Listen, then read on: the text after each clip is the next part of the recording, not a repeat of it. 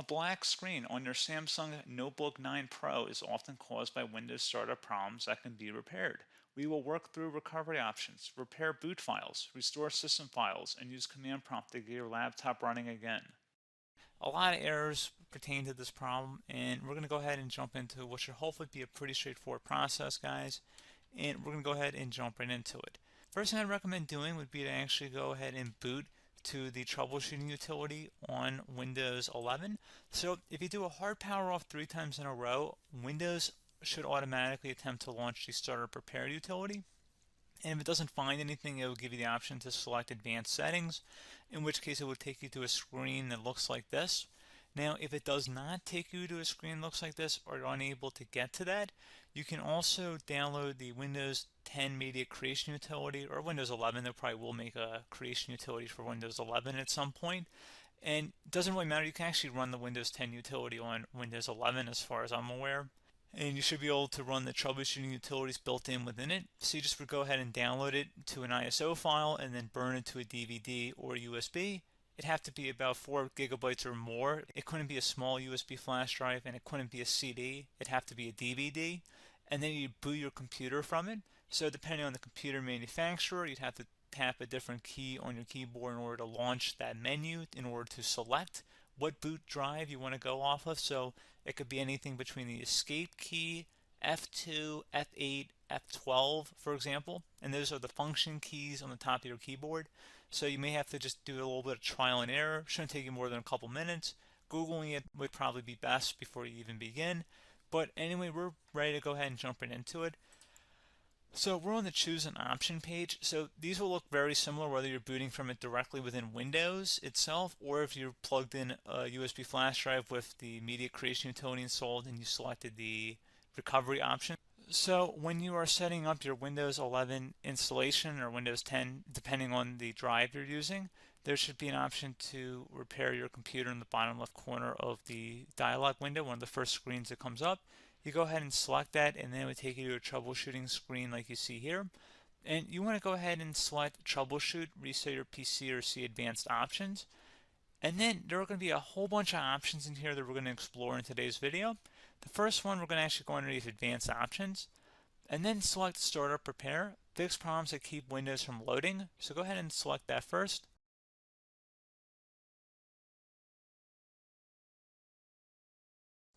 Okay, so you can see it could now repair our PC. That was our first option we could try. Something else, if we go back into advanced options here and then select troubleshoot, we're going to go underneath advanced options again. You can go ahead and actually access safe mode by selecting startup settings. And then if you select the restart button, you have the option on the screen select safe mode with networking, which will give you a key on the screen. It'll tell you which key to press to enter that. I believe it's the F7 key. It'll do that for you. I'm not going to go over that in today's tutorial because I don't really want to go into safe mode, but you're more than welcome to attempt that by going into here and then selecting restart. Again, it'll launch another screen. It'll say what key do you want to press, and it'll give you like 7 or 8 different options, and you want to select safe mode with networking. There's also an option for a command prompt too, but that's going to be something we're going to cover later in this video, and we don't even have to go through that in order to access it. So that's why I'm not going to really push for that, because unless you know exactly what's causing the problem, you probably don't need to go into safe mode. Unless you're trying to recover files, in which case then you definitely can go into safe mode, but we're trying to actually recover our computer here. So I hope that makes sense. Something else we can also try here as well would be to uninstall updates, remove recently installed quality or feature updates from Windows. So if you go ahead and select that, you can uninstall the latest quality updates, which generally is the more day-to-day updates. Feature updates are the less regularly released ones, like the big ones. I would equate it to service packs in like Windows 7 and Windows Vista and Windows XP. So larger updates that occur once or twice a year at most. And the quality updates are more just a regular update. So probably obviously depend, it'll take longer if you're going to try and uninstall the latest feature update versus quality update. And maybe you don't need to go back that far. So just giving you guys a couple of pointers with that.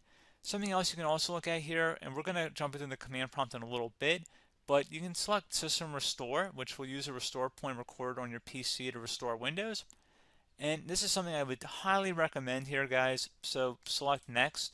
Assuming you have a restore point saved on your computer, you go ahead and select the most recently created one, and you'll select next, and then you'll select the drive. You shouldn't actually have to select the drive. You can scan for affected programs, but we're going to keep it all default here, and then we're going to select finish.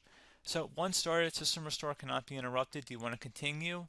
I think we're going to select yes. I don't think we have anything better to do on our computer right now, so just give it a moment here to initialize. It will take a couple minutes to run, obviously depending on how large your hard drive is and how much is saved on the system restore point. So just give it a couple minutes here.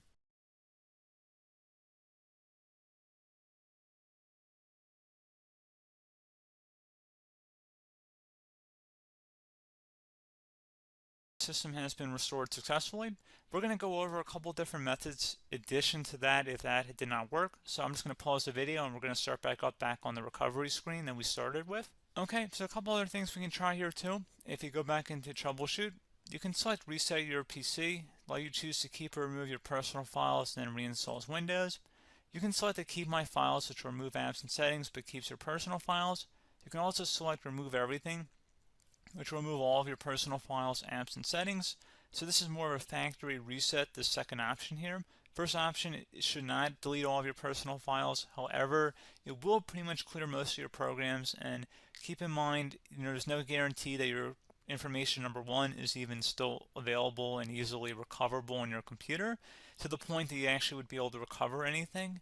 And the second point is that there's always a chance that it won't actually recover and it will just do a factory reset anyway.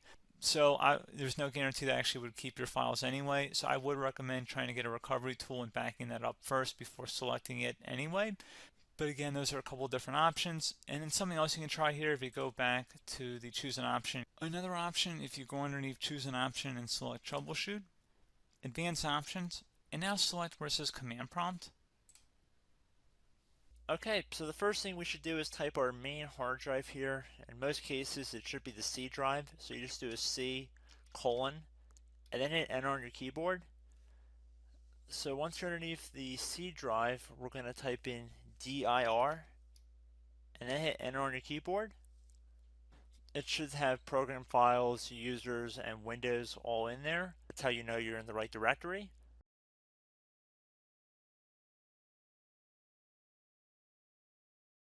In some cases, it might be the D drive as well, so just keep that in mind.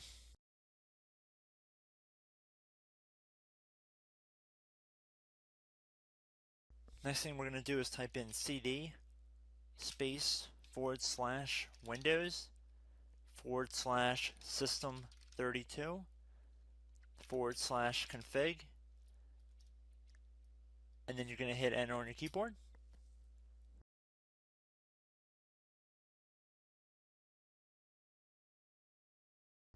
So now you're going to type md space backup. If you've seen other tutorials, it might also say to put down md backup. That's because the backup name is pretty common when you want to back something up. So you can name this whatever you want, doesn't have to be backup. So if you've already made a backup folder in the past, you could do backup 1, for example. So once you're done setting the name you want the backup to be called, hit enter on your keyboard again.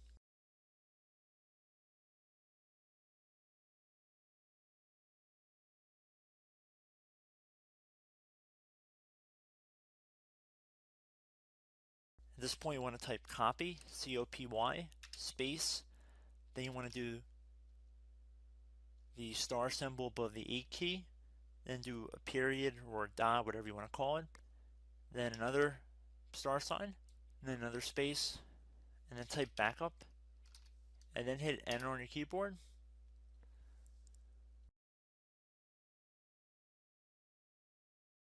Now you want to type cd reg back, R-E-G-B-A-C-K,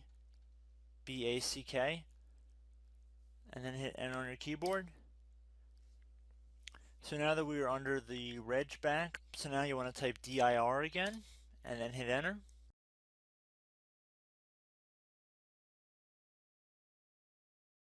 So now at this point we're going to type copy again. So copy, space, star sign, dot, another star sign, space, and then 2 dots. So we're going to type copy space $sign dot sign $sign dot dot, and then hit enter on your keyboard again. So for overwrite, you want to overwrite all. So type A on your keyboard, so capital A, and then hit enter on your keyboard.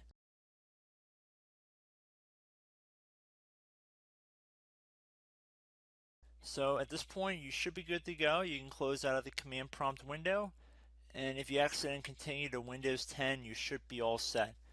So I hope one of these 3 or 4 different methods we went through in this tutorial helped you guys out. Again, I'm not sure if you guys heard me earlier, but try to go back into your safe mode if possible and uninstall any programs you know might be conflicting with the Windows startup if you can get into safe mode. So just keep that in mind. Something very simple like that could be blocking up everything. So again, I hope this tutorial helped you guys out, and I will catch you in the next tutorial. Goodbye.